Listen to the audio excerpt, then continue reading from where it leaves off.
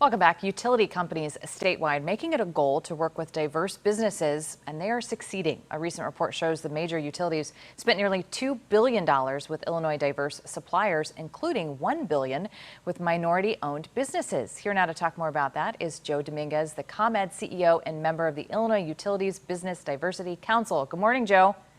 Good morning. Thanks That's for being a with mouthful, us. right? Yes. Well, first, let's get some business out of the way. Let's quickly talk about there was a lawsuit filed this week in Cook County.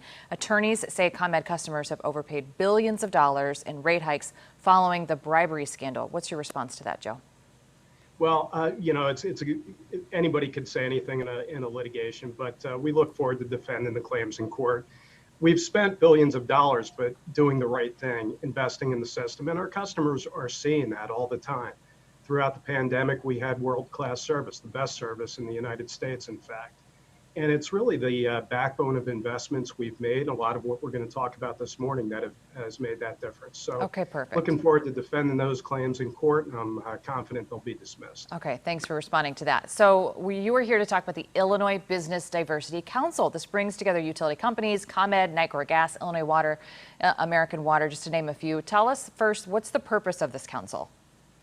Well, the council was formed a number of years ago to make sure that as we're investing in water, gas, and electric infrastructure, we're making those investments with business partners from communities and from groups that historically didn't participate in our business. So we're trying to, while we invest in these systems, also invest in communities where economic development and jobs are desperately needed.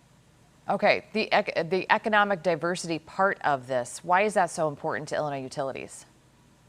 Well, I think our mission is bigger than the systems we run. I think our mission is also part of the communities that we're a part of, and ensuring that there are jobs and economic opportunities in these places. But the other thing we've learned is that as we diversify our supply chain, our performance dramatically improves. A number of years ago, people would think about these programs as things that businesses needed to do. Mm-hmm. What we've found out is that by having diverse business partners, our performance improves dramatically. So at ComEd, we spend about 42% of our external spend on businesses owned by women, people of color, and veterans.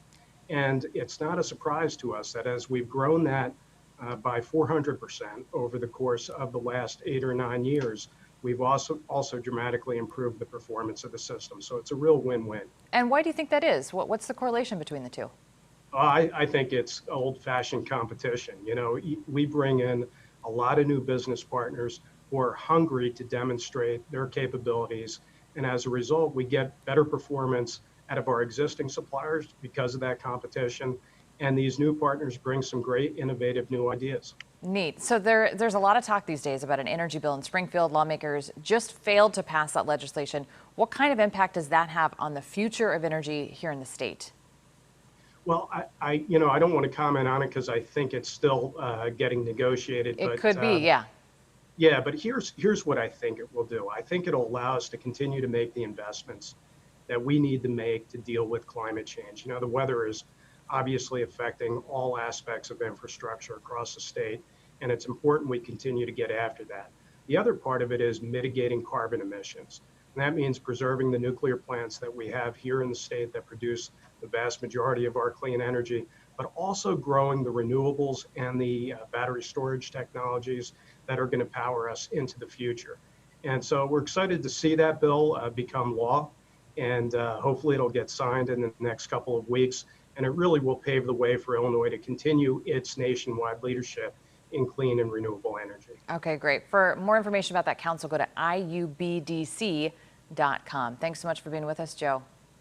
You bet. Have a great day. Thanks, you too. Well, coming up, speaking of energy infrastructure, you're probably